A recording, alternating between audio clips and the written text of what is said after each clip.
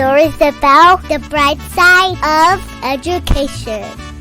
Somos Sunnyside.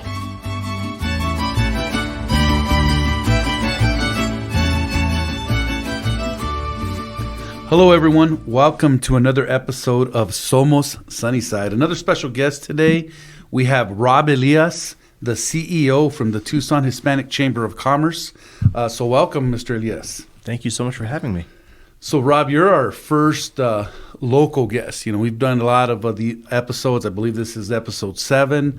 And we've had teachers, we've had a board member, we've had a couple retirees on the show.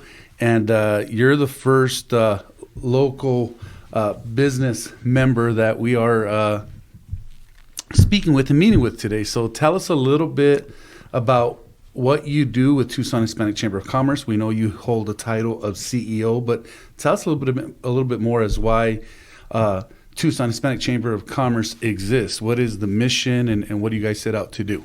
Yeah, well, first I won't try to screw it up as your first business community person to be on the show. I don't want to ruin it for everybody else. But I have such an honor and a privilege to serve in the role that I serve in, advocating for a number of things that I care deeply about. People being among the very most important: community, culture, business, good public policy, good balance in government, and just trying to help people. And there's a phrase that we like to say at the Tucson Hispanic Chamber, that big ideas designed with intentionality and care will build a stronger community that includes everyone. And that certainly includes the 43% of the population in Tucson that are Latinos. That's awesome. I've had the privilege, especially in the last couple years, to attend some of your events, and just, I've quickly learned of, what the focus of these events are. And it is about serving the community. It's about providing opportunities to the community, and especially the Hispanic community out there. So here in Sunnyside, we have a huge Hispanic community, and always looking for opportunities to move forward. And so, I'm aware that you're a native Tucsonan. Tell us a little bit about your upbringing, being born and raised here in Tucson, and growing up to be a successful business person and CEO. I think it's great because you're definitely a role model for our young children in the community. And, it's always sweet when you see the homegrown individuals be successful. And so tell us a little bit about your upbringing. Yeah, well, Tucson has always been home.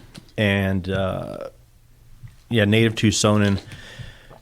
I went to school, oddly enough, all of the schools that I've attended in Tucson have been on the same street, which sounds funny because, Tucson is not considered a huge city, but we're not a small city either.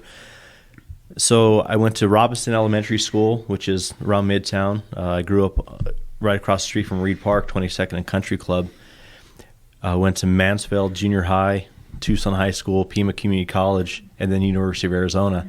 So all of them were on 6th Street or St. Mary's once you get further west. And absolutely loved my upbringing. My father was an educator. He was a high school American history teacher at Sahuarita High School for almost 40 years. And I have a deep respect for schools and for teachers and what they do in the community. And it very much shaped who I am. My mother was an educator as well before she became a homemaker, and she had kids, and we pretty much ruined her career. But gave her a little bit of headaches. Yeah, huh? I'm sure we did. Having 3 boys. I was going to say, you guys are all boys, right? Yeah, all boys. And I think that I gave her a little break because my other 2 brothers were the worst ones. So I gave her a little sanity. So you're the consentido, you're the favorite? Of course, absolutely. And she would say the same. I bet they wouldn't, though, right? No, they wouldn't. But there were so many instrumental people that helped me along the way, whether there be mentors or teachers or other parents of friends that I used to hang out with, coaches, teammates. So many things molded me into who I am, and whether I'm successful or not, that's for others to determine. I choose to define success differently for myself, and that's just enjoying life, and that's what I do. That's awesome. So, I had the opportunity to play a little baseball with your brother Rich, and I know he's also very successful in the line of work he's in, and I think there's something to say for the student athlete too. I mean, I think you come from a family where all of you were athletes, and I think for a lot of individuals that are athletes, they get their opportunity because they get their school paid for by earning a scholarship, right? So talk a little bit about that piece.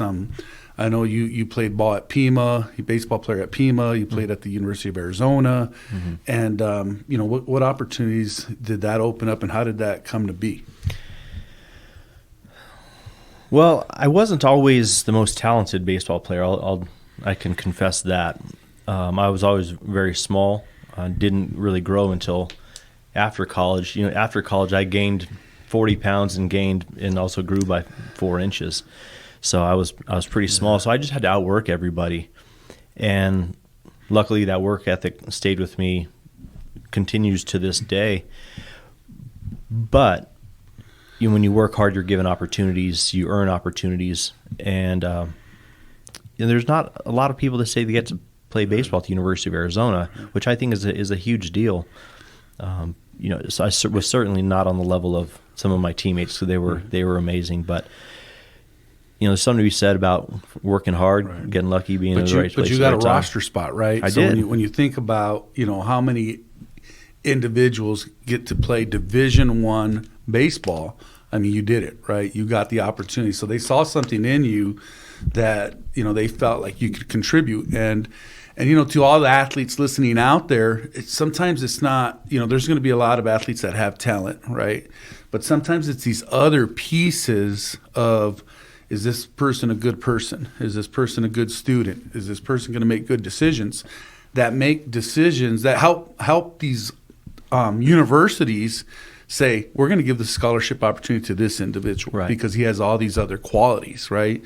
And so I didn't like that piece of you talking about, gaining weight after college baseball and all that, because that happened to me as well, and it just continues to happen. So you threw me off there, Rob. I didn't think you had to bring that piece up. So, but you made some good points about work ethic and how I think athletics teaches you discipline, teaches you work ethic, and you got to work hard to be successful on the athletic playing field, whatever that sport is.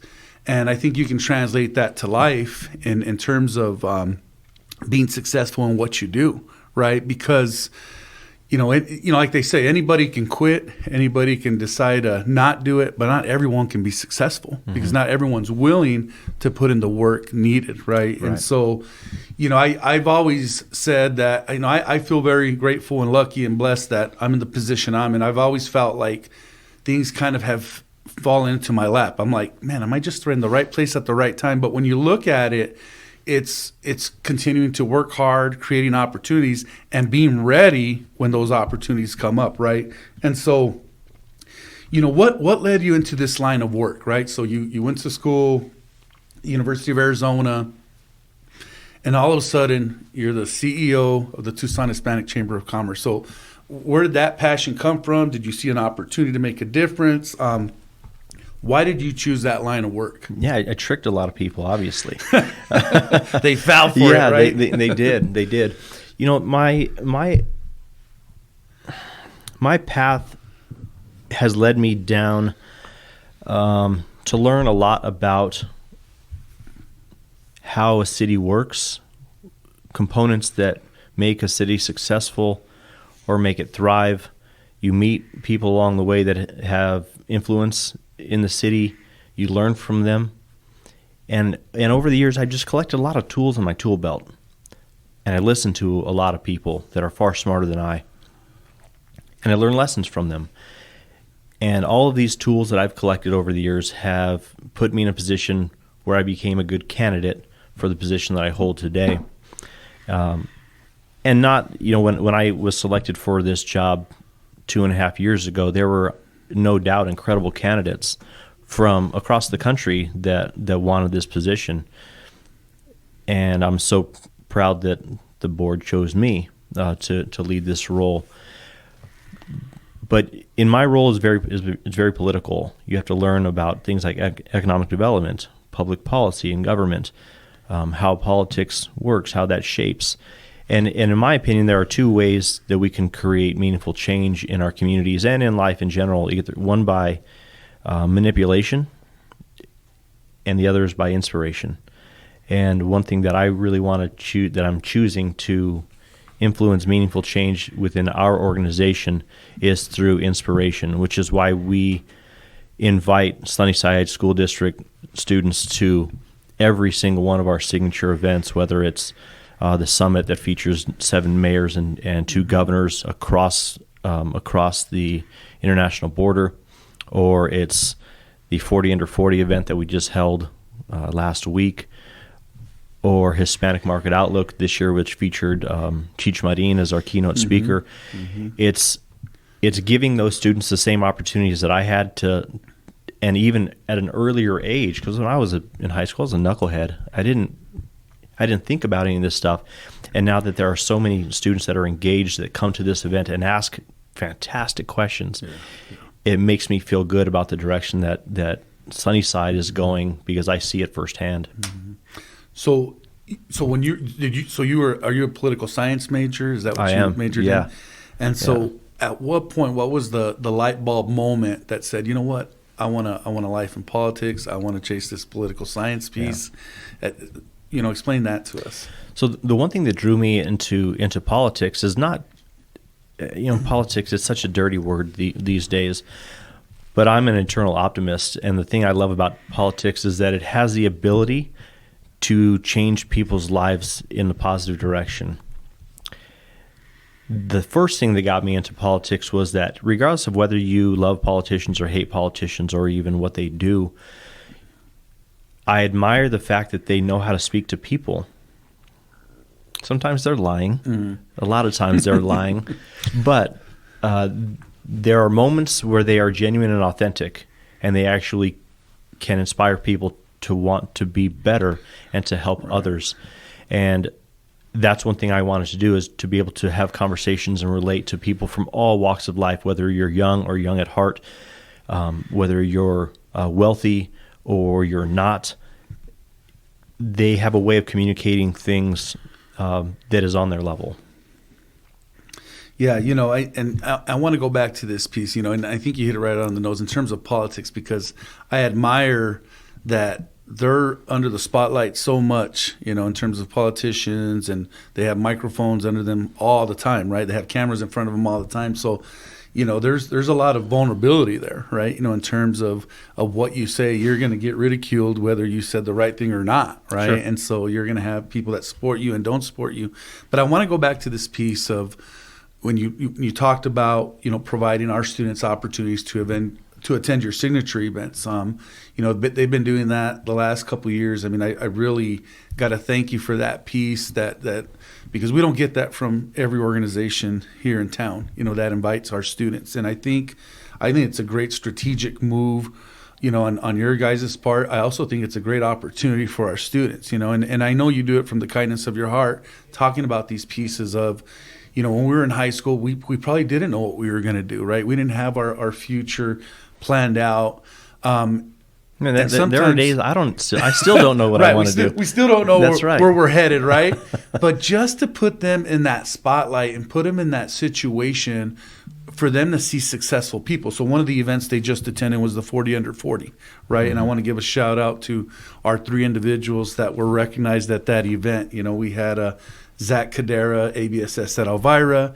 We had Jennifer Cardenas, who is our school psychologist at Ocotillo, and our CEO of the Sunnyside Foundation, Liz Soltero, was also recognized. So definitely want to give them a shout out. So we had a table of 10 students that Mr. Elias provided them a table to attend this event, have breakfast, and see the recognitions, right? And the most, besides the blue pancakes, I mean, I think we're still having arguments whether they were blue or green from our table. Never had eaten blue or green pancakes, but that was not the most important piece there. But I wanted to chuckle about that a little bit. I think our students were just amazed and engaged at seeing the video stories of the 40 recipients, and you hit it on the nose. All walks of life, right? That's right. It's just not business people. It's just not, these successful individuals that are in one line of work. I mean, there's different lines of work. There was educators, there was attorneys, there was bankers, and so forth. There's just a lot of people from the University of Arizona. Yeah. You have your man and woman of the year. And, I think what's important for our kiddos is for them to visualize themselves being up there, right? Visualizing themselves being successful, seeing individuals there, because it's a diverse group as well. Seeing people the same color skin as theirs, right? People with some of the accents that we have, right? And so that piece is so important, because it gives them that hope and belief and that confidence that, you know what, I can do this. I can be up there. And so talk a little bit about that. And this other piece that I have a deep respect for you is that, you don't, we in our organization, we always say we don't lead by positional power, right? We don't lead by title. There's no hierarchy in learning. We use a lot of those phrases because there isn't. And it's evident that you don't operate that way.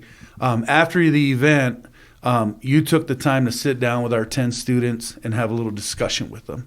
And I truly, truly appreciate that, because not every successful person or somebody with the title of a CEO will make time for that, right?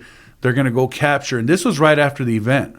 And so I have a deep respect for that, because at that point, some CEOs would be like, oh, I got some business opportunities here. Let me go catch this person or that person and put my 2 cents there and put some words in their mouth to get them thinking about the next business piece, right?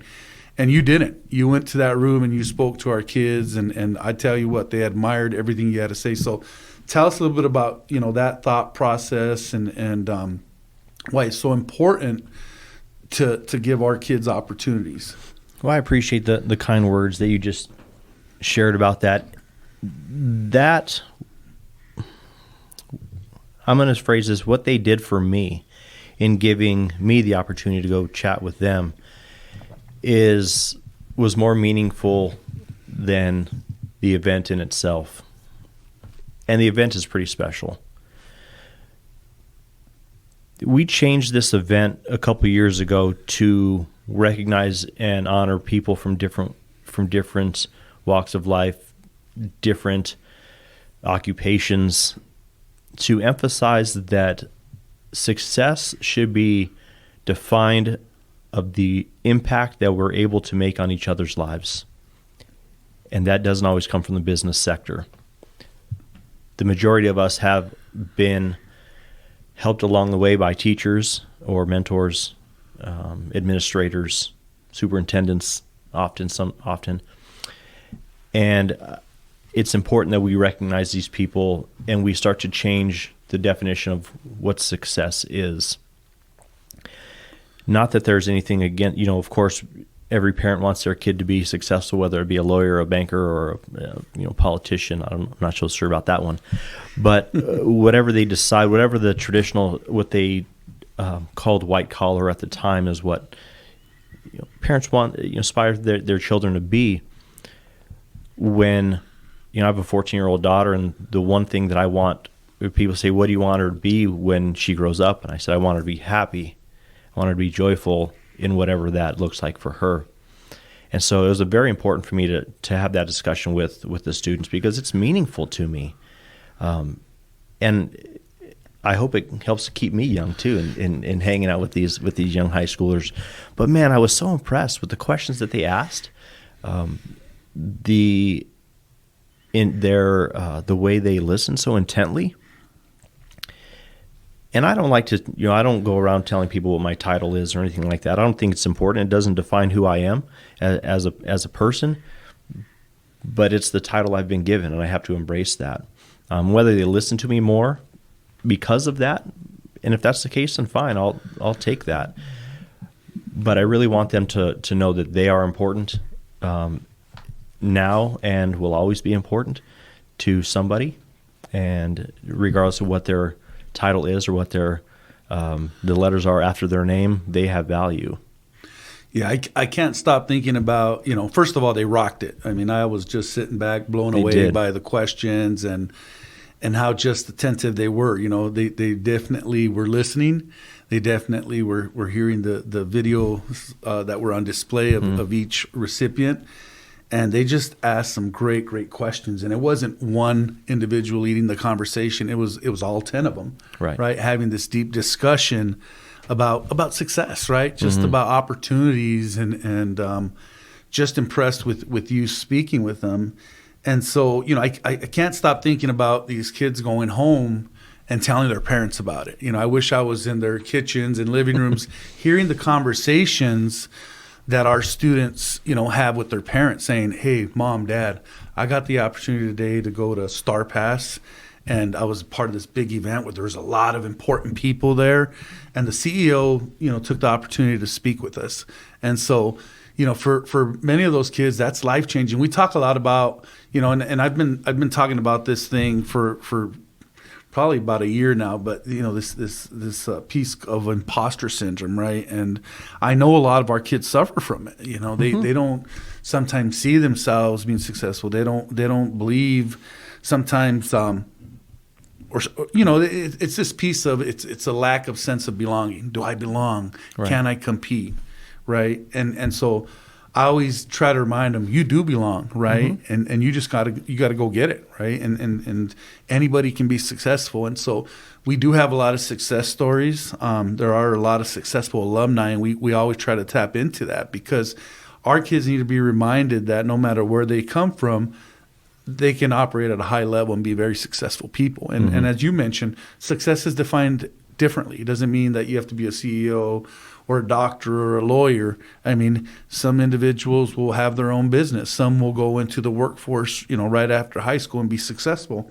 And so, that's definitely important to us. And I want to thank you for the partnership we have. I want to thank you for visualizing this piece and paying respect to this piece of providing students opportunities, because we've all had help. We've all had help along the way, right? We've had, and something you said earlier is, and I truly believe in this. I think successful people are great listeners. I think successful people are observers, right? They're always paying attention to the details, and they learn from that. And successful people are humble people that want to learn. And so, we hope to continue to instill that in our students and people of this community. So, what other exciting events do you guys got coming up? I mean, what are your, again, I talked a little bit earlier about, what are the big goals? Like, what's that moment where you can say, Tucson Hispanic Chambers has arrived, right? And we're making a difference. And so, what's coming up? What's down the road here? You talk about imposter syndrome. There are still moments where I'm like, what am I doing here? And I don't, you see one problem and you solve it, and you find another one and you solve it, and you just keep solving problems, or trying to do the best you can with the situation that you're given. But there are moments where I'm like, man, I'm not sure if I belong in this role. But there's nothing wrong with adopting the underdog mentality from time to time and saying, this is who we are, this is what we're doing, and we think we're making a difference. With regards to whether we've arrived or not, we will never feel that way. I will never feel that way because there's always work to be done. And the work that we do is truly meaningful to me. I think it's meaningful to the people that we serve as our business members. And we're going to keep working down that path. The work never stops. What we have upcoming is we are lucky enough to co-host the 24th governor of this great state of Arizona in her State of the State address on January 23rd. We are co-hosting that event with Southern Arizona Leadership Council. We're thrilled in that collaboration. Anytime when the governor comes down to Southern Arizona, and especially to Tucson, it's a big deal for us to hear what she has to say, to hear what her vision is for our state and what she wants to do going forward, particularly in the realm of education. It's very important. I was just going to say, I hope the topic of education is covered. Oh, for sure. Right? I mean, with the background that she has, obviously education is a big part of who she is and her upbringing. Mm-hmm. So no doubt that we're hopeful that she wants to get a little bit more bullish around education, and we hope our representatives at the state feel the same way and better fund it. Yeah. And you know, I just want to, you know, for the record, say that you answered the trick question perfectly, like a successful person. Have you arrived? You never arrive, Never. Right? And there's Never. always work to be done, and it's you know, it's a grind, right? It's grinding every day to continue to provide opportunities and continue to provide these successful events for the community. And so, you know, I just want to say that I think you're doing a phenomenal job. I think you're well respected in the Tucson community, and you know, you're out there in terms of promoting these events, and you know, I've had the opportunity to attend a few of them, and I just love the topics of them, you know, in terms of it's always for the greater good, right? It's not you know, this piece of I want to selfishly be successful, or I want this special business or that business. It really is for the good of the community. And so, you know, as we wrap up here, again, I want to thank you, Mr. Elias, for being on the show. I think our listeners learned a lot today about the Tucson Hispanic Chamber of Commerce, and I encourage them to stay in touch, you know, in terms of what's happening in Tucson, social media-wise. I know you guys put a lot of information out there, and I just want to leave you with any final comments you have for our listeners. Just grateful for the opportunity to come here and share my thoughts on things and share a little bit of my story. A lot of people in the community don't get a chance to share the things that have shaped them or molded them into the people that they are, and I'm glad I was able to share a little bit of that with you and your listeners today. So I'm grateful for the opportunity. I as well am an admirer of what you and your team does with this school district. I think you're definitely doing some fantastic things that are be beneficial, not just in the short term, but for generations to come. So congratulations. Well, thank you, and thank you for taking the time to be here, you know, today and talk about these important pieces. I mean, I love the fact that you're a homegrown individual. I mean, we like to say, you know, in our organization, we're all homegrown, and a lot of our educators come back and give back to this special community. And you know, I think when you were appointed a couple of years ago, and you know, there was, as you mentioned, just candidates nationwide. I mean, it makes all the sense in the world to go with the person that's from here, right, serving this community. And, you know, keep up the great work. I think you're doing a phenomenal job. And we look forward to future opportunities. And hopefully, you know, someday we will have some of our graduates serving in a similar capacity, or even serving for the Tucson Hispanic Chamber of Commerce. So yeah, well, no doubt we're going to see a few walking across the stage at upcoming 40 under 40 events. That's for certain. That's for sure. And we're always well represented. I got to toot our own horn here a little bit. You do. And you know, we that's something we always look forward to, because it's such a special event. And so we hope that, and we know, you know, we'll continue to have successful individuals and being recognized at future events. So with that, I want to wrap up. I wish you happy holidays as the holidays are approaching. Thank you. Same to you. To our listeners, you know, happy holidays to you. This might, I believe, is our last episode before the new year. If not, we'll try to squeeze another one in. And if not, we wish you all a happy and safe holidays. And so that wraps up this episode of Somos Sunnyside. Thank you.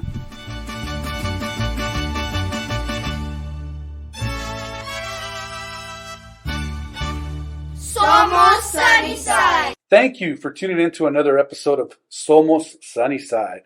We hope you enjoyed the conversation and found it entertaining. If you liked what you heard, don't forget to subscribe and share our podcast with la comunidad. For updates on future episodes and more, be sure to follow us on social media and visit our website at susd12.org. We appreciate your support and can't wait to have you back for the next episode. Hasta la próxima vez en Somos Sunnyside.